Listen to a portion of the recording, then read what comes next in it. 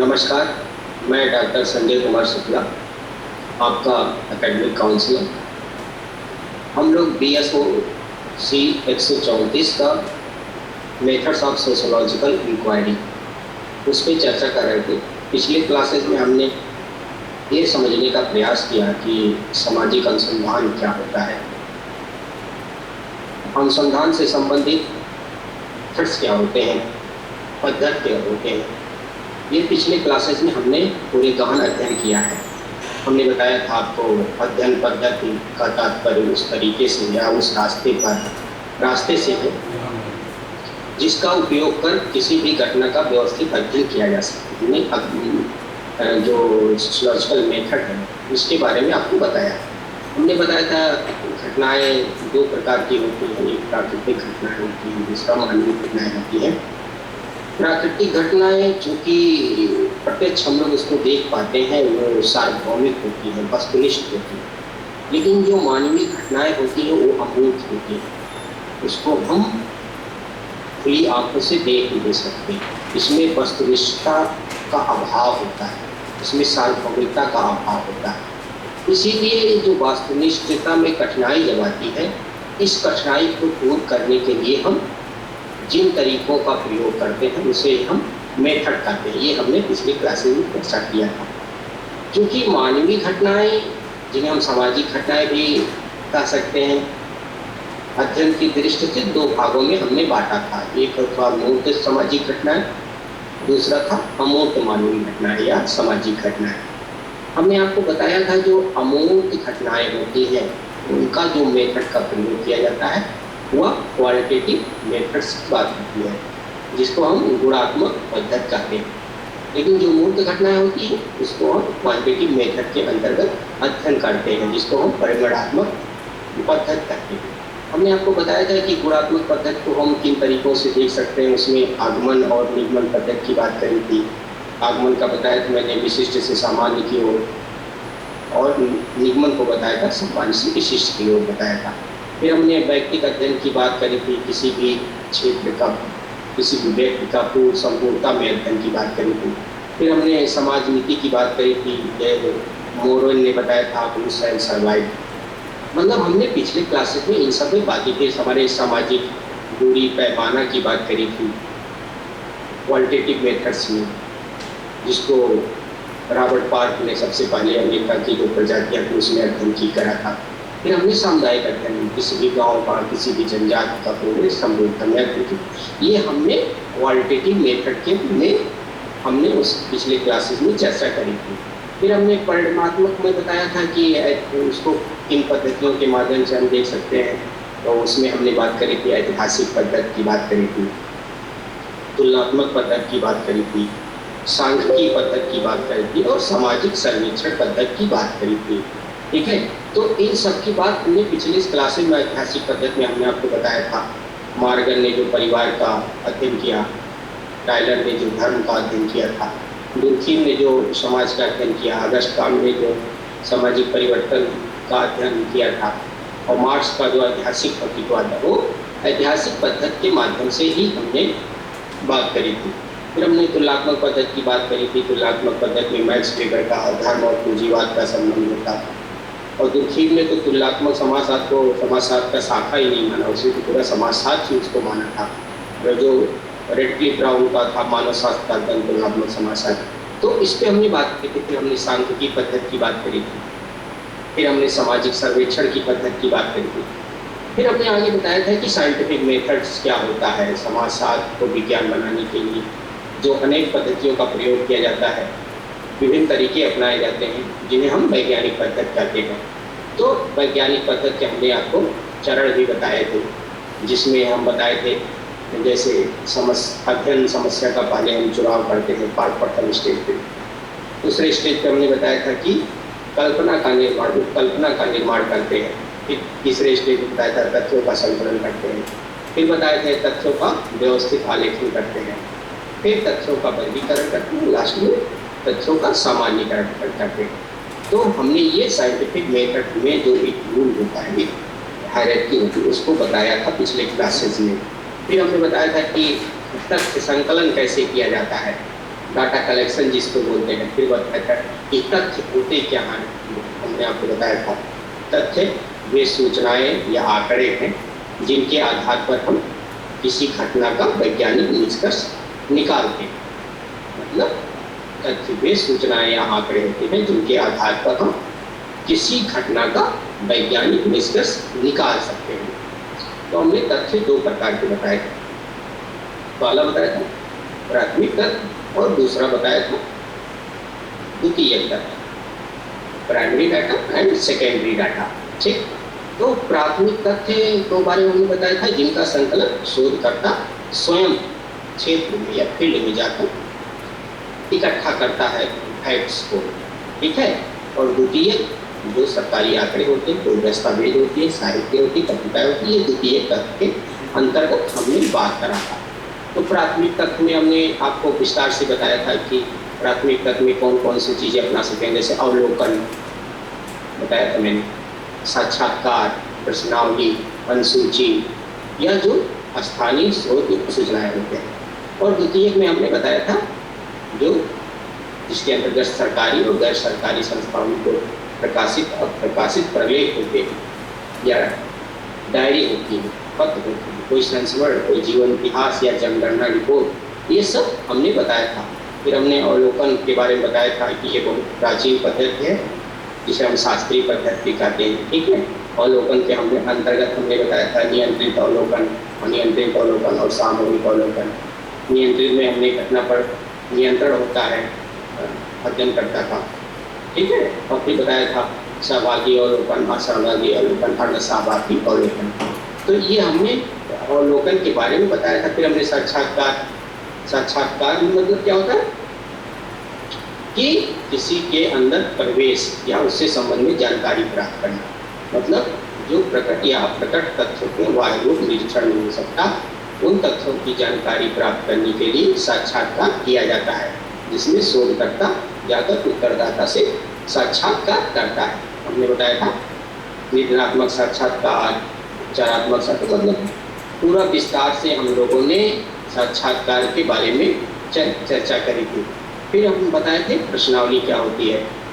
प्रश्नावली तथ्य संकलन की प्राथमिक विधि है। इसमें क्या होता है, शोधकर्ता घटना से संबंधित प्रश्नों की एक सूची बनाकर डाक द्वारा दूर दराज के क्षेत्रों में बसे लोगों के पास भेजता है, और वो लोग जो होते हैं वो उस सूचना को भरकर पुनः डाक द्वारा ही सूचनादाता या उत्तर शोधकर्ता के पास वापस कर देते हैं। ठीक है, फिर हमने इन सब के बारे में विस्तार से चर्चा किया।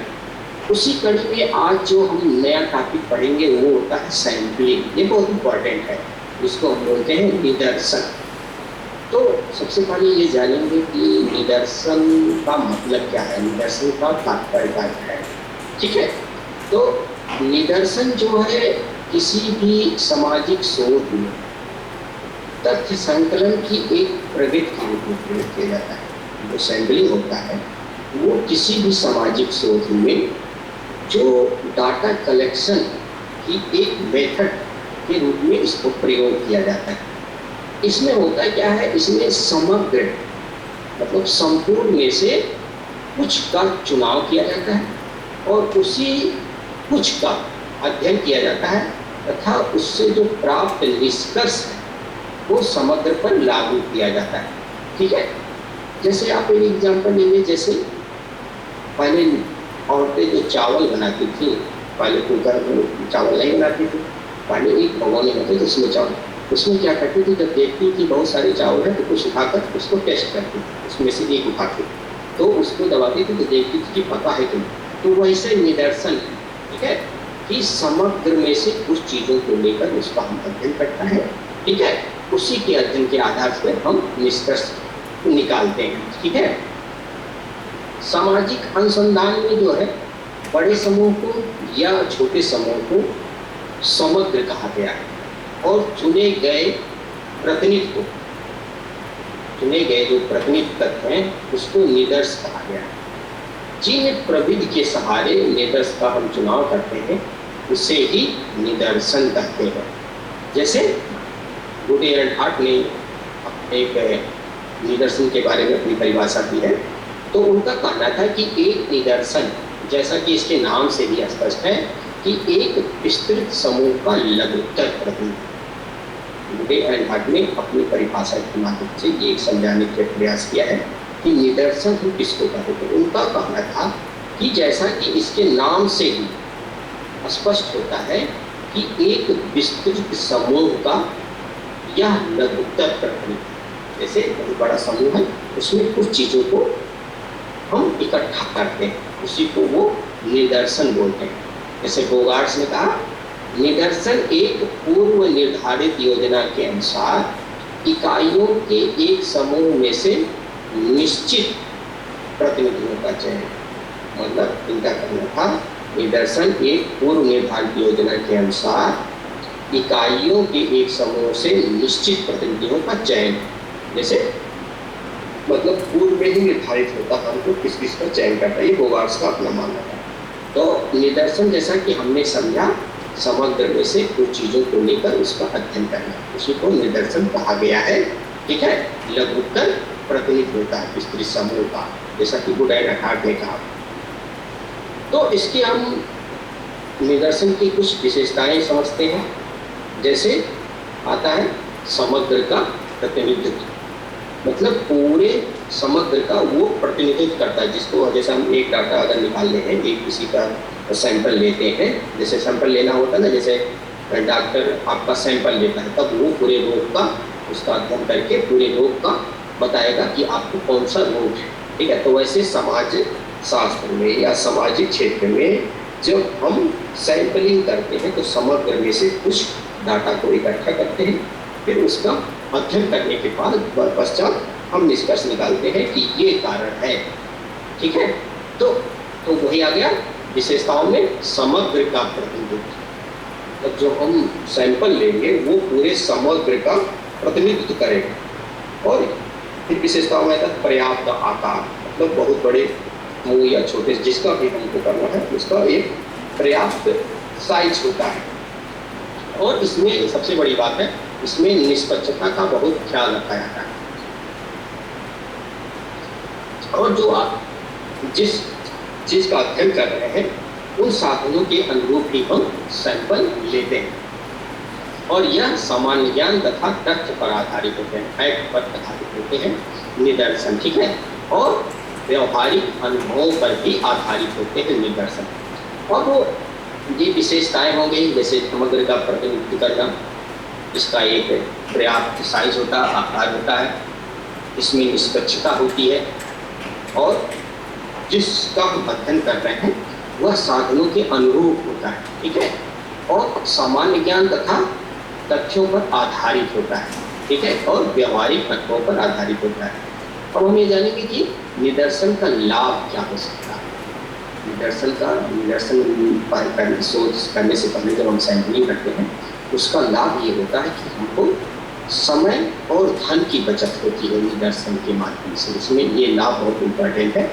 फिर हमारा श्रम की बचत होती है, जैसे अगर हमको सैंपल नहीं करने आता है तो हम पूरे क्षेत्र का जब हम अध्ययन करने लगेंगे तो क्या होगा, उसमें हमारा बहुत ज़्यादा श्रम लगेगा, बहुत ज़्यादा पैसा लगेगा, बहुत ज़्यादा समय लगेगा। ठीक है, तो इससे लाभ ये है कि हम जब एक सैंपल ले लेंगे तो उसका गहन अध्ययन करेंगे, पूरा अच्छे तरीके से उसको हम स्टडी करेंगे।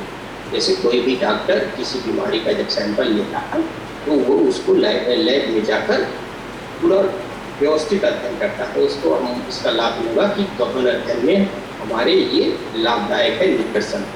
और जो इसका परिणाम आएगा उसकी हम परिशुद्धता की बात कर सकते हैं। ठीक है, और तथ्यों की पुनर्परीक्षा कर सकते हैं इसके माध्यम से। और जैसे प्रशासनिक सुविधा आदि में इसका बहुत लाभ लिया जा सकता है।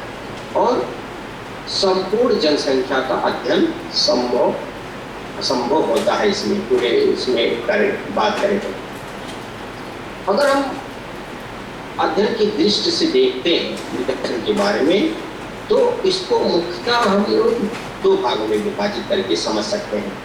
अध्ययन की दृष्टि से निदर्शन को मुख्यतः दो भागों में विभाजित करके अच्छी तरीके से समझ सकते हैं। ये क्या होता है, प्रोबेबिलिटी सैंपलिंग इसको हम बोलते हैं संभावित निदर्शन। और दूसरा क्या होता है? असंभावित निदर्शन। ठीक है, संभावित निदर्शन में संभावित निदर्शन हुआ है जिसमें क्या होता है, समग्र की प्रत्येक इकाई के चुने जाने की संभावना होती है और जिसकी हम गणना कर सकते हैं। जो संभावित, जैसे कि नाम से ही आप लोगों को ज्ञात हो रहा है कि जो संभावित निदर्शन होता है, इसमें समग्र जो जिस समूह का मतलब है उसमें प्रत्येक इकाई के चुने जाने की संभावना रहती है और जिसकी गणना हम कर सकते हैं। या अगर हम सरलतल बात करें तो संभावित निदर्शन में समग्र की प्रत्येक इकाई को चुने जाने का समान अवसर प्राप्त होता है। संभावित निदर्शन में समग्र की प्रत्येक इकाई को चुने जाने का समान अवसर प्राप्त होता है। तो जो संभावित निदर्शन है इसके अंतर्गत हम लोग जैसे दैव निदर्शन हुआ, क्रमबद्ध निदर्शन हुआ, अस्त्रीकृत निदर्शन हुआ या गुच्छ निदर्शन हुआ या बहुस्तरीय निदर्शन हुआ या बहुपक्षीय निदर्शन हुआ या क्षेत्र आधारित निदर्शन को इसमें हम लोग सम्मिलित कर सकते हैं। किसमें? संभावित निदर्शन में। कौन कौन से? दैव निदर्शन, क्रमबद्ध निदर्शन, अस्त्रीकृत निदर्शन, गुच्छ निदर्शन या बहुस्तरीय निदर्शन, बहुपक्षीय निदर्शन या क्षेत्र आधारित निदर्शन को हम लोग संभावित निदर्शन में सम्मिलित कर सकते हैं। फिर आता है असंभावित निदर्शन। अब इसमें क्या होता है, इसके अंतर्गत वे प्रविधियां आती हैं जिनमें किसी इकाई के चुने जाने की संभावना ना तो ज्ञात रहती है और ना ही उसका गणना की जा सकती है। देखिए इसके नाम से भी छिपा है असंभावित, मतलब इसमें कोई ये जरूरी नहीं है हम कि समग्र में से ये ही इकाई चुनी जाएगी या इसका गणना ही किया। इस प्रकार जो असंभावित निदर्शन है इसमें निदर्शन त्रुटि का आकलन नहीं किया जा सकता। इस विधि में यह भी नहीं कहा जा सकता कि प्रत्येक इकाई का निदर्शन में सम्मिलित होने की कुछ न कुछ संभावना है। ठीक है, असंभावित निदर्शन में। अब असंभावित निदर्शन में कौन कौन से आ सकते हैं? जैसे अंश या कोटा निदर्शन या उद्देश्यपूर्ण निदर्शन या आकस्मिक निदर्शन या उद्देश्यपूर्ण निदर्शन या सुविधाजनक निदर्शन या स्वयं चयनित निदर्शन तथा स्नोबॉल निदर्शन। ठीक है, संभावित में दैव निदर्शन, ठीक है, क्रमबद्ध निदर्शन, अस्त्रीकृत निदर्शन, गुच्छ निदर्शन, बहुस्तरीय निदर्शन या बहुपक्षीय निदर्शन या क्षेत्र निदर्शन आता है। और असंभावित में अंश या कोटा निदर्शन, उद्देश्यपूर्ण निदर्शन, असामयिक निदर्शन, उद्देश्यपूर्ण निदर्शन, सुविधाजनक निदर्शन, स्वयं चयनित निदर्शन या स्नोबॉल निदर्शन आता है। ठीक है, अब जो संभावित निदर्शन में रैंडम सैंपलिंग है इसके बारे में थोड़ा हम लोग चर्चा करेंगे। दैव निदर्शन जिसको बोलते हैं, ठीक है। तो दैव निदर्शन जैसा कि इसका नाम से है कि सब कुछ ऊपर छोड़ा है, इस प्रकार के निदर्शन में समग्र की सभी इकाइयों को समान रूप से चुने जाने का अवसर प्राप्त होता है। ठीक है, वो रैंडम सैंपलिंग है। इसमें समग्र की जो आपका क्षेत्र है उसमें से, जैसे आप किसी चीज़ का अध्ययन करने जा रहे हैं तो उसमें से प्रत्येक इकाइयों के चुने जाने का समान अवसर होता है इस निदर्शन में, इस सैंपलिंग में। इस पद्धति में समग्र की प्रत्येक इकाई निदर्श के रूप में चुने जाने के लिए स्वतंत्र है और प्रत्येक को चुने जाने का अवसर उपलब्ध है। ठीक है, दैव निदर्शन विधि में अनेक विषयों का प्रयोग किया जाता है। ठीक है, इसमें सबसे महत्वपूर्ण बात क्या है? सभी इकाइयों को समान रूप से चुने जाने का अवसर प्राप्त होता है दैव निदर्शन में। ठीक है, और दैव निदर्शन विधि में अनेक विधियों का प्रयोग होता है, जैसे लॉटरी प्रणाली, कार्ड या टिकट प्रणाली या नियमित अंकन प्रणाली, अनियमित अंकन प्रणाली या टिपेट प्रणाली या गिर प्रणाली। ठीक है, तो दैव निदर्शन एक ऐसा निदर्शन जिसमें समग्र की सभी इकाइयों को चुने जाने का समान अवसर प्राप्त होता है और चुने जाने के लिए सब ये जो निदर्श के रूप में सभी इकाइयां चुने जाने के लिए स्वतंत्र होती हैं और प्रत्येक को चुने जाने का अवसर उपलब्ध होता है। द निदर्शन में जो टिबेट प्रणाली होता है, टिबेट एक विद्वान, ठीक है, इसलिए उनका नाम उनके नाम पे ही लिखा है टिबेट प्रणाली, ठीक है। टिबेट एक विद्वान थे जिन्होंने क्या किया था, 4 अंकों वाली जैसे 10,400 संख्याओं की एक सूची बनाई, 4 अंकों वाली जैसे 10,400 की एक संख्याओं की एक सूची बनाई और इन संख्याओं को बिना किसी क्रम में कई पृष्ठों पर लिख दिया, ठीक है। जैसे 4 अंकों वाली एक सूची बनाई और उसमें क्या करा, बिना किसी क्रम के ऐसे रख दिया, उसमें से रैंडम सैंपलिंग के माध्यम से एक एक को उठा लिया जिससे हमें अध्ययन चुनना जाना है, ठीक है। फिर जैसे ग्रिड प्रणाली, जो ग्रिड प्रणाली होता है द निदर्शन में, इसका प्रयोग क्या होता है, भौगोलिक क्षेत्र में चुनाव के लिए किया जाता है। जो द निदर्शन प्रणाली का सबसे महत्वपूर्ण गुण है वह यह है कि इसमें प्रत्येक इकाई के चुने जाने का जो समान अवसर उपलब्ध होता है और यह सबसे सरल विधि होती है, ठीक है। सैंपलिंग में द निदर्शन सबसे सरल होती है और इसमें निष्पक्षता के गुण हमेशा मौजूद रहते हैं। इसमें समय, धन, श्रम की बचत होती है, लेकिन इसका सबसे बड़ा ड्रॉबैक जो है, दोष है कि यह जो समानता वाले समूह है उसी के अध्ययन में ही सब सहायक सिद्ध होता है और लेकिन जब समग्र की जो इकाइयाँ वो उसमें विविधता बहुत सारी होती है और अगर उनका क्षेत्र बहुत बड़ा होता है तब यह विधि ज़्यादा कारगर नहीं सिद्ध होती है। ये होता है द निदर्शन विधि, जो हम लोग संभावित निदर्शन में पहला पढ़े वो होता है द निदर्शन और दूसरा जो है वह है क्रमबद्ध या व्यवस्थित निदर्शन, सिस्टमेटिक सैंपलिंग, ठीक है। इस पद्धति में क्या है कि यह भी द निदर्शन के समान समग्र की सभी इकाइयों की सूची तैयार कर दिया करती है, ठीक है, जो क्रमबद्ध रूप में व्यवस्थित रूप में एक सूची तैयार करके प्रत्येक इकाई को एक क्रमांक दे दिया जाता है, ठीक है। और फिर जितनी संख्या में हमको निदर्श का चुनाव करना होता है उसी अनुपात में एक निश्चित अंतराल पर इकाइयों का चुनाव कर लिया जाता है। क्रमबद्ध या व्यवस्थित निदर्शन में सिस्टमेटिक हम लोग क्या करते हैं, समग्र की जो इकाइयाँ होती हैं उसकी ये सूची तैयार करते हैं, ठीक है, और प्रत्येक इकाई को क्रमांक प्रदान करके जितनी संख्या में हमको सैंपल निदर्श का चुनाव करना है उसी अनुपात में एक निश्चित अंतराल पर इकाइयों का चुनाव हम लोग कर लेते हैं, ठीक है। फिर आता है थर्ड स्टेज पे आता है स्तरीकृत निदर्शन।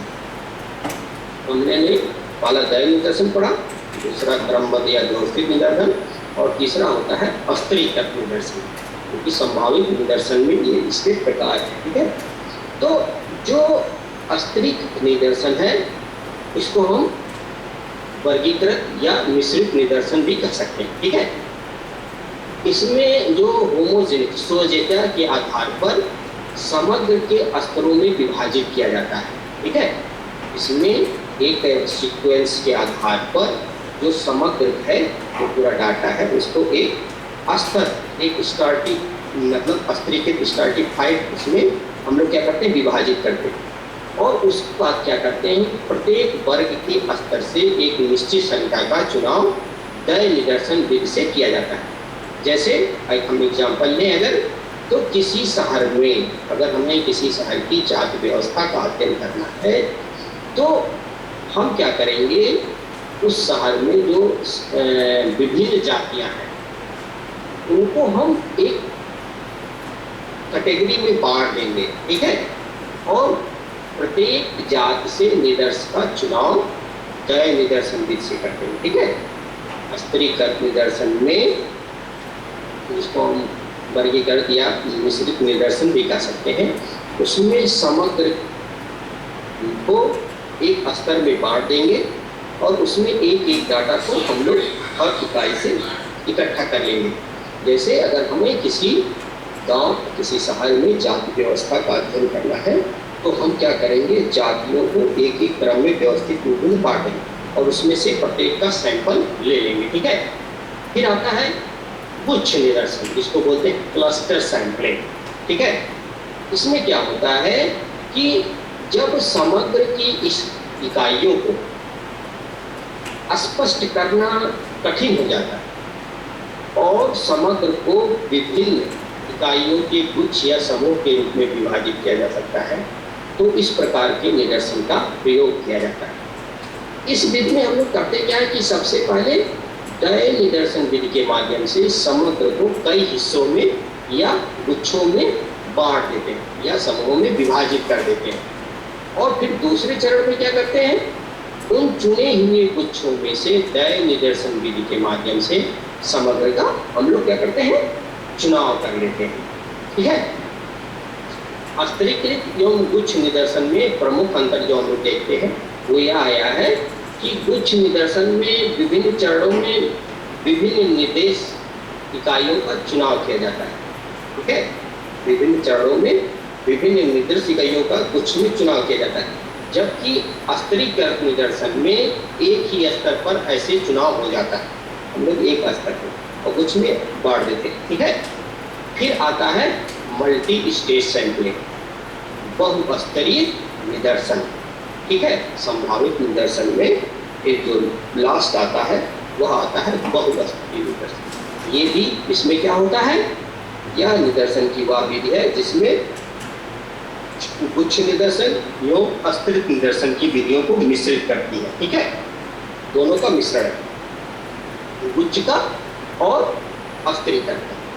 जब बड़े क्षेत्र से निदर्श का चुनाव करना होता है तब इस विधि का उपयोग किया जाता है। जैसे पूरे भारत का, उससे अगर हमको सैंपल का चुनाव करना है, ठीक है, तो हमको बहुस्तरीय निदर्शन विधि का प्रयोग किया जाता है।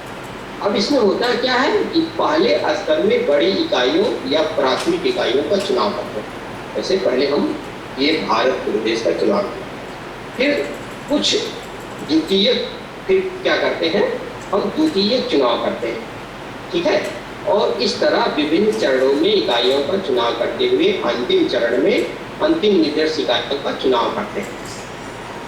इसकी प्रक्रिया कुछ निदर्शन में समान चलती है और प्रत्येक चरण में दय निदर्शन विधि का प्रयोग किया जाता है जब हमको डाटा कलेक्ट। जैसे एक एग्जाम्पल के माने पहले स्तर पर भारत के कई राज्यों से भारत में जो जितने राज्य हैं उसमें कई राज्यों से हम लोग क्या कर रहे हैं, पहले स्तर पर 2 राज्यों का चुनाव करेंगे। ठीक है। जब बहुत बड़ा संख्या होगा, फिर दूसरे चरण में क्या करेंगे, कुछ जिलों का चुनाव करेंगे। ठीक। फिर तीसरे चरण में क्या करेंगे, कुछ प्रखंडों का चुनाव करेंगे और फिर अंत में क्या करेंगे, 2 गांव का चुनाव करेंगे। ठीक है। ठीक है। इस क्रिया में कई चरण संपादित होते हैं, कई स्टेज होता है, इसलिए ही इसे बहुस्तरीय निदर्शन कहते हैं। फिर आता है हम लोग एक बहुस्तरीय निदर्शन के बारे में बात करें, मतलब कई स्तर होते हैं। भारत में राज्य, जो राज्य है उसमें से 2 राज्य, जिला, फिर बहुखंड, फिर गांव। ठीक है। फिर आता है बहुपक्षीय निदर्शन। संभावित निदर्शन में जो अगली स्टेज है वो है बहुपक्षीय निदर्शन। इस प्रकार के निदर्शन में जैसा कि नाम से ही स्पष्ट है कि बहुत सारे पक्ष होते हैं। इसमें क्या होता है, कुछ सूचनाएं पूर्ण समग्र से संकलित की जाती हैं और प्रतिदर्श उपनिदर्श का निर्माण किया जाता है। जब केवल एक ही उपनिदर्श होता है तब इसे दोहरा निदर्श या द्विपक्षीय निदर्श कहते हैं। यह बहुस्तरीय निदर्शन से भिन्न है क्योंकि बहुस्तरीय निदर्शन विधि में प्रत्येक चरण में विभिन्न प्रकार की निदर्श इकाइयों जैसे राज्य, जिला, प्रखंड, गांव का चुनाव किया जाता है। किंतु जो बहुपक्षीय निदर्शन में एक ही प्रकार के निदर्शन इकाइयाँ होती हैं, केवल कुछ इकाइयों से कुछ अधिक सूचनाएं संकलित की जाती हैं, ये बहुपक्षीय में। ठीक है। बहुस्तरीय में हमने क्या करा, राज्य, जिला, बहुखंड, ठीक है, गांव, इस टाइप में बांटा। लेकिन बहुपक्षीय में क्या करें, हर पक्ष से कुछ कुछ इकाइयों को हम लोग इकट्ठा करते हैं। ये संभावित निदर्शन में ही हम लोग पढ़ रहे हैं। फिर आता है क्षेत्र, एरिया सैंपलिंग। इस विधि में सबसे पहले हम लोग क्या करते हैं, समग्र को छोटे छोटे क्षेत्रों में विभाजित करते हैं। फिर उन क्षेत्रों को अध्ययन के लिए किसी निश्चित क्षेत्र का चुनाव करते हैं। फिर उस क्षेत्र के निवासियों का अध्ययन करते हैं।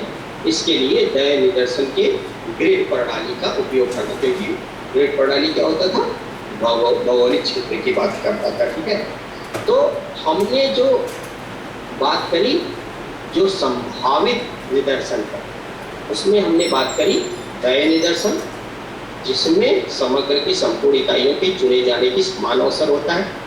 क्रमबद्ध एवं व्यवस्थित स्तर की बात करी, इसमें निदर्शन में जो समान या सर्वप्रथम समग्र की एक सूची बनाई जाती है और उस सूची को क्रमांक प्रदान किया जाता है।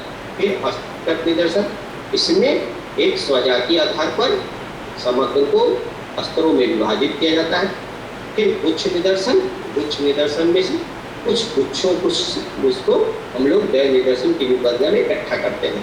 ठीक है, फिर आता है स्तरीकृत निदर्शन और बहुस्तरीय निदर्शन, फिर आता है बहुपक्षीय निदर्शन, फिर आता है क्षेत्र निदर्शन। ये हमने बात करी इसमें संभावित निदर्शन में हमने इसको जाना। ठीक, अब आता है असंभावित निदर्शन। ठीक, असंभावित निदर्शन में उद्देश्य, पहले स्तर पे आता है उद्देश्य, परपचिक सैंपलिंग। इसमें क्या होता है, इसमें जो शोधकर्ता होता है वह जानबूझकर किसी विशिष्ट उद्देश्य के लिए, देख लीजिए ना, उद्देश्य को निदर्शन। जैसे अगर आप शोध करता है तो आप जो आपका उद्देश्य है, जिस उद्देश्य के लिए आप सैंपल करना चाहते हैं, तो आप जानबूझकर किसी विशिष्ट उद्देश्य के लिए समग्र में से कुछ इकाइयों का चुनाव करते हैं। ठीक है, और इस प्रकार के चुनाव में चुनने वालों की इच्छा, उसका निर्णय तथा उद्देश्य प्रधान होता है। ठीक है, जो शोधकर्ता होता है वह जानबूझकर ही अपने जो विशिष्ट उद्देश्य है उसका, जिस उद्देश्य के लिए वो सैंपलिंग लेना चाह रहा है, उसमें उसी का सब कुछ चलता है। ठीक है, उसका इच्छा, उसका निर्णय, उसका उद्देश्य महत्वपूर्ण होता है। और सबसे महत्वपूर्ण बात है, जो शोधकर्ता होता है उसके विवेक पे आधारित होता है कि वह कौन सा सैंपल लेगा और कौन सा सैंपल नहीं लेगा। असंभावित प्रणाली में जो उद्देश्य पूर्ण निदर्शन है, उद्देश्य पूर्ण निदर्शन में शोधकर्ता जानबूझकर अपने विशिष्ट उद्देश्यों को पूरा करने के लिए अपनी इच्छा अनुसार, अपने निर्णय के आधार पर, अपने उद्देश्य के आधार पर वो सैंपल को लेता है। और यह पूर्णतः शोधकर्ता के विवेक पर है, वह कौन सा सैंपल लेगा, कौन सा सैंपल नहीं लेगा। ये असंभावित निदर्शन प्रणाली में पहले नंबर पर है। दूसरे आता है आकस्मिक निदर्शन, एक्सीडेंटल सैंपलिंग। और जब हम आकस्मिक निदर्शन की बात करते हैं तो यह भी पूर्णतः शोधकर्ता की रुचि पर ही निर्भर करता है। ठीक है, जो एक्सीडेंटल सैंपलिंग है यह भी शोधकर्ता के रुचि या विवेक पर ही निर्भर करता है। जिन इकाइयों से तथ्य संकलन की सुविधा होती है या जिनसे आसानी से अध्ययन किया जा सकता है, उसी का चुनाव किया जाता है।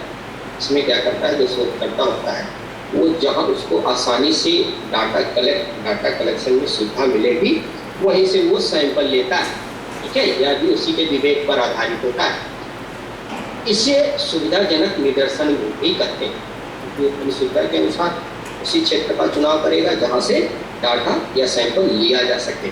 ठीक है, जब समग्र की सूची उपलब्ध ना हो, जैसे बहुत सारी आप जब आप शोध करेंगे, शोध फील्ड में जाएंगे तो आपको देखेंगे बहुत सारी समस्याएं आएंगी। ठीक है, तो इसमें होता क्या है कि आपको कोई सूची उपलब्ध नहीं है, समय और धन की कमी है, इकाइयां भी अस्पष्ट हैं, तब यह विधि शोधकर्ता अपनाता है। कौन सी विधि? आकस्मिक निदर्शन। ठीक है, अचानक आकस्मिक लिखा ना, एक्सीडेंटल, मतलब उसके पास कोई सूची नहीं, कोई जानकारी नहीं है, तब वह इस विधि को अपनाता है। ठीक है, फिर आता है असंभव में कोटा सैंपलिंग मतलब अंश या कोटा निदर्शन। इसमें क्या होता है, कोटा निदर्शन में अस्त्रीकृत निदर्शन के समान समग्र को कुछ विशेषताओं के आधार पर पहले कुछ अस्त्रों में विभाजित किया जाता है। इसमें कोटा निदर्शन में अस्त्रीकृत जो निदर्शन आपने ऊपर पढ़ा उसी के समान समग्र की कुछ विशेषताओं के आधार पर पहले कुछ अस्त्रों में विभाजित किया जाता है, फिर प्रत्येक वर्ग या स्तर से निश्चित संख्या में इकाइयों का चयन किया जाता है। कोटा निदर्शन में अस्त्रीकृत निदर्शन के समान कुछ विशेषताओं को समग्र में से कुछ विशेषताओं को ले लिया जाता है और फिर स्तरों में विभाजित करके एक वर्ग या स्तर से कुछ निश्चित संख्या में इकाइयों का चयन किया जाता है। इसमें इकाइयों के चुनाव के लिए क्या किया जाता है, दय निदर्शन प्रणाली का प्रयोग नहीं किया जाता, बल्कि शोधकर्ता अपनी रुचि एवं आवश्यकता अनुसार प्रत्येक वर्ग या स्तर से कोटा निर्धारित करता है। इसलिए उसका नाम ये है कोटा, मतलब वो जो समग्र की इकाइयाँ हैं, विशेषताएं हैं, वो कोटा शोधकर्ता खुद निर्धारित करेगा कितने कहाँ से हमको कौन सी इकाई लेनी, कहाँ से कौन सी इकाई लेनी। और इसमें सबसे बड़ी क्या कमी है कि व्यक्तिगत पक्षपात की संभावना अधिक होती है इस निदर्शन में। क्यों? क्योंकि जो शोध करता है, अध्ययन करता है, वो कहाँ से अपना जो समग्र की बहुत सारी समग्र की इकाई कौन सी इकाई लेगा, ये उसके विवेक पर आधारित है। तो यहाँ पक्षपात की संभावना हमेशा बनी रहती है तथा इसमें निदर्शन त्रुटि गणना संभव नहीं है। फिर भी यह एक सरल और सुविधापूर्वक विधि है। ठीक है, तो हमने असंभावित निदर्शन में बुझाना उद्देश्यपूर्ण निदर्शन, आकस्मिक निदर्शन और कोटा निदर्शन। ठीक है, फिर आता है चौथे स्तर पर स्वयं चयनित निदर्शन। असंभावित निदर्शन में जो आता है वो आता है स्वयं चयनित निदर्शन, सेल्फ सेलेक्टेड सैंपलिंग। इसमें क्या होता है, इसमें कभी कभी निदर्श का जो चुनाव होता है, ठीक है, वह शोधकर्ता को नहीं करना पड़ता। ठीक है, स्वयं चयनित निदर्शन में सेल्फ सेलेक्टेड सैंपलिंग में कभी कभी निदर्श का जो चुनाव होता है वह शोधकर्ता को नहीं करना पड़ता, बल्कि समस्या से संबंध एवं उसमें रुचि रखने वाले व्यक्ति स्वयं अपनी इच्छा से निदर्श का इकाई बन जाते हैं। ठीक है, अब आप इसी को एग्जाम्पल से आसानी से समझ सकते हैं। जैसे रेडियो या समाचार पत्र आदि से व्यक्तियों का सहयोग माना जाता है। ठीक है, और रुचि लेने वाले व्यक्ति उसमें प्रत्येक तरह, जैसे आपसे पूछा जाता है कभी कभी रेडियो और समाचार के माध्यम से इसको आप लोग मानते हैं या नहीं। ठीक है, तो उसमें स्वयं चयनित निदर्शन में इसमें क्या होता है, उत्तरदाता अपना स्वयं चयन करता है। ठीक है, इस प्रकार के निदर्शन में कम समय में ही अधिक संख्या में व्यक्तियों से संपर्क किया जा सकता है। ठीक है, स्वयं चयनित में कम समय में अधिक संख्या में लोगों को संपर्क किया जा सकता है। तो असंभावित में उद्देश्यपूर्ण निदर्शन, आकस्मिक निदर्शन, कोटा निदर्शन या अंश निदर्शन या स्वयं चयनित निदर्शन। फिर पांचवें स्तर पर आता है स्नोबॉल या हिमगेंद निदर्शन। ठीक है, इसमें क्या होता है, इसमें जो सूचना दाताओं की संख्या क्या है, धीरे धीरे इसमें बढ़ती जाती है। इस विधि का प्रयोग तब किया जाता है जब समग्र के बारे में पूरी जानकारी शोधकर्ता को नहीं होती।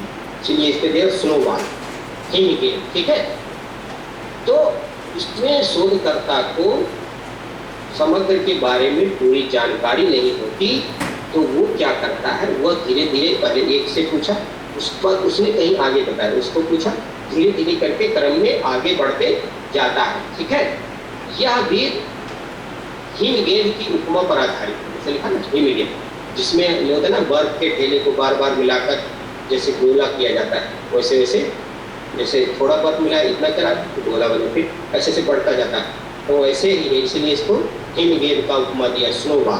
ठीक है, इस विधि में क्या होता है, शोधकर्ता सर्वप्रथम उन व्यक्तियों से साक्षात करता है जिनसे वह परिचित होता है। जैसे आपका कोई जानने वाला है, उससे आप थोड़ा बातचीत करें, आप उससे परिचित हैं, तो उस विषय से संबंधित कुछ जानकारी उसके पास अगर होती है तो आपको देता है। तो ऐसे व्यक्तियों से संपर्क स्थापित करने के बाद उनके द्वारा कुछ व्यक्तियों का नाम बताया जाता है। तो आपने एक से संपर्क किया, तो उसने कुछ और व्यक्तियों के नाम बताया कि इस संबंध के बारे में आप उनसे पूछ सकते हैं, ठीक है। और इस प्रकार धीरे धीरे करके आकार बढ़ता जाता है और यह विधि इसी प्रकार के दंगे फसाद के बारे में जानकारी प्राप्त करने में उपयोगी सिद्ध होती है, स्नोबॉल में, ठीक है। तो हम लोगों ने संभावित में हमने बात करी दय निदर्शन, क्रमबद्ध निदर्शन, स्तरीकृत निदर्शन, गुच्छ निदर्शन या बहुस्तरीय निदर्शन या बहुपक्षी निदर्शन या क्षेत्र निदर्शन, ये हमने संभावित में बात करी। फिर हमने असंभावित में बात करी उद्देश्यपूर्ण निदर्शन, आकस्मिक निदर्शन, अंश या कोटा निदर्शन, स्वयं चयनित निदर्शन या स्नोबॉल निदर्शन, ठीक है। अब हमने ये निदर्शन के बारे में जाना, ठीक। अब निदर्शन में सैंपलिंग डाटा करने में कुछ त्रुटियां आती हैं, एरर, इसको बोलते हैं सैंपलिंग एरर, ठीक है। तो वो त्रुटि कौन कौन सी हो सकती है? तो जब समग्र से निदर्श का चुनाव किया जाता है, तो पूरे एक समग्र से किसी डाटा सैंपल का चुनाव किया जाता है, तो ये माना जाता है कि समग्र की सभी विशेषताएं एक निदर्श में होंगी, ठीक। जैसे अगर हम किसी तल से एक चावल उठाकर देखते हैं तो देखते हैं कि वो पका है नहीं पका है, तो हम ये मानकर चलते हैं कि ये जो पूरे चावल का गुण है इसमें भी विशेषताएं हैं, ये पूरे समग्र का प्रतिनिधित्व करता है, ये माना जाता है, ठीक है। सैंपलिंग त्रुटि में क्या प्रॉब्लम आती है, जब हम समग्र से निदर्श का चुनाव करते हैं तो हम ये मानते हैं कि समग्र की सभी विशेषताएं इस निदर्श में भी होंगी। जो पूरा चावल है बर्तन में, उसकी जो विशेषताएं इसमें भी होंगी जो सैंपल हमने उठाया। किंतु होता क्या है, जब वास्तविक रूप में निदर्श निकाला जाता है तो इसके चयन में दो मुख्य प्रमुख त्रुटियां आने की संभावना रहती है।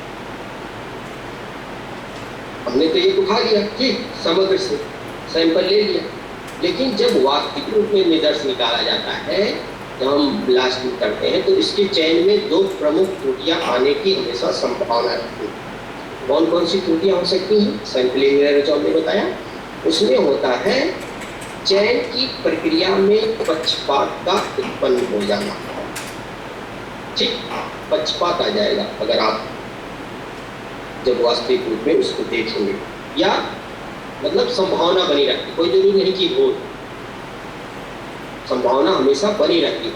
और दूसरा क्या होता है, सबसे इम्पोर्टेंट है कि निदर्शन में दय निदर्शन त्रुटि का आ जाना, ठीक है। जब हम कोई सैंपल लेते हैं दय निदर्शन की जो बात हो, तो दय निदर्शन में भी कोई एरर आ जाएगा, ठीक है। तो हमने आज निदर्शन के बारे में ये जाना, जो एरर की बात जाना कि एरर सैंपलिंग जो एरर होता है, निदर्शन त्रुटि होती है जब हम समग्र की इकाइयों से निदर्श का चुनाव करते हैं। तो हम लोग यह मानते हैं कि जो समग्र है उसकी जो विशेषताएं है इस निदर्श में है, सैंपल में, ठीक है। लेकिन जब वास्तविक रूप में कभी कभी क्या होता है कि जब हम निदर्श को निकालते हैं तो इसके चयन में जो हमको चयन करना है, इसमें दो प्रमुख त्रुटियां आ जाती हैं। कौन कौन सी है? पहला, पक्षपात आ सकता है, संभावना हमेशा बनी रहती है। दूसरा, निदर्शन में तय निदर्शन का त्रुटि आ जाना। तो हमने आज निदर्शन के बारे में विस्तार से जाना कि निदर्शन क्या है, सामाजिक अनुसंधान में निदर्शन क्या है। निदर्शन की दो प्रकार के होते हैं, संभावित असंभावित होते हैं, और उसमें हमने संभावित की अनेक 7 प्रकार जाने और असंभावित के हमने और इस प्रकार जान, ठीक है। अब उसी कड़ी में मेथड्स ऑफ सोशियोलॉजिकल इंक्वायरी पद्धति में सबसे इम्पॉर्टेंट चीज़ है हाइपोथेसिस। जब हम समस्या का चुनाव कर लेते हैं, जो हमने आप वैज्ञानिक पद्धति बताई थी तो शुरुआत में पिछले क्लासेज में जब हमने बताया वैज्ञानिक पद्धति साइंटिफिक, तो तुमने बताया था कि पहले किसी भी समस्या का हम चुनाव करते हैं, ठीक। उसके बाद हम क्या करते हैं, उपकल्पना का निर्माण करते हैं दूसरे स्टेज पे, ठीक है। ये बहुत इंपॉर्टेंट चीज़ है, क्योंकि अगर आपका हाइपोथेसिस सही है तो आप जब क्षेत्र में जाते हैं उससे संबंधित जो डाटा को कलेक्ट करते हैं तो आपका जो रिसर्च है वो बहुत स्मूथली आगे बढ़ेगा, ठीक। इसलिए उपकल्पना समझना बहुत इम्पॉर्टेंट है मेथड्स में, सामाजिक अनुसंधान में, ठीक। अब हम आज उपकल्पना के बारे में थोड़ा चर्चा करेंगे, ठीक है। हाइपोथेसिस क्या है? तो सामाजिक अनुसंधान में जैसा कि आप लोग पिछले क्लासेस में पढ़ चुके हैं कि सामाजिक अनुसंधान मानवीय क्रियाओं के यथार्थ ज्ञान से संबंधित विभिन्न पक्षों से संबंधित ज्ञान का अध्ययन है, ठीक है, और वैज्ञानिक तरीके से करता है। तो सामाजिक अनुसंधान में उपकल्पना का बहुत महत्वपूर्ण स्थान है, ठीक। उपकल्पना हमेशा सामाजिक शोध में क्या होता है, उपकल्पना शोधकर्ता को जो अनुसंधान करता है उसको दिशा निर्देश करता है। ये बहुत इम्पोर्टेंट है कि सामाजिक अनुसंधान में, सोशल रिसर्च में उपकल्पना का बहुत महत्वपूर्ण स्थान है। और जो उपकल्पनाएं होती हैं, हाइपोथेसिस जो होता है, वह सामाजिक शोध में जो अध्ययन करता है या अनुसंधान करता है उसको एक दिशा निर्देश प्रदान करती है, ठीक है। किसी भी अध्ययन से पूर्व, किसी भी अध्ययन के पूर्व जो अध्ययन के संबंध में अध्ययनकर्ता द्वारा घटना या समस्या के संबंध में बनाई गई एक धारणा होती है। किसी भी हम घटना या समस्या का अध्ययन करेंगे उसके बारे में हम एक हाइपोथेसिस बनाएंगे, एक धारणा बनाएंगे। और जब अनुसंधान करता एक धारणा जो बना लेता है वह ऐसे हवा में नहीं होती, हवा में हम कोई धारणा नहीं बनाते, बल्कि वास्तविकता होती है, ठीक है। किसी भी अध्ययन से संबंधित यह एक वास्तविकता होती है, जो धारणा होती है ऐसे हवाई नहीं होती, यह एक वास्तविकता होती है। यह अनुसंधानकर्ता को अध्ययन में मार्गदर्शन का काम करती है। बहुत इंपॉर्टेंट है कि जो शोध करता है या अनुसंधान करता है, हाइपोथेसिस क्या करता है, उसके अध्ययन में वो मार्गदर्शन का काम करती है, एक मार्गदर्शक है, ठीक है। इसीलिए एक अनुमान लगाता है आप, ऐसा हो सकता है क्या, तो उसको जाकर वो चेक करता है फील्ड में, ठीक है। तो इसीलिए इसको कहा जाता है उपकल्पना एक अनुमानात्मक कथन है, मतलब हम अनुमान लगा रहे हैं, सही भी हो सकता है गलत भी हो सकता है हमारा अनुमान, ठीक है। तो इसीलिए उपकल्पना हाइपोथेसिस सामाजिक अनुसंधान में अध्ययनकर्ता को या शोधकर्ता को या अनुसंधानकर्ता को एक मार्गदर्शन प्रदान करता है, एक दिशा निर्देश का काम करता है, ठीक है। और जब हम कोई अध्ययन कर रहे हैं किसी विषय तो उसके बारे में अनुसंधानकर्ता एक धारणा बनाता है, और यह धारणा वास्तविकता पर आधारित होती है, न कि वह हवाएं, ठीक है। तो उसी संबंध में जैसे बहुत सारे समाजशास्त्रियों ने हाइपोथेसिस के बारे में बताया, तो जैसे न्यूनवर्ग एक समाजशास्त्री उन्होंने कहा उपकल्पना एक काम चलाओ निष्कर्ष है जिसकी सत्यता की परीक्षा अभी बाकी है। मतलब ये कह रहे हैं कि अनुसंधान करता एक धारणा बनाता है, वह कोई जरूरी नहीं है कि वह सत्य हो, ठीक है। वह एक काम चलाओ निष्कर्ष बनाता है। उपकल्पना एक काम चलाओ निष्कर्ष है जिसकी सत्यता की परीक्षा अभी बाकी है, ठीक है। वो फील्ड में जाकर परीक्षा करेगा उपकल्पना, लेकिन पहले बना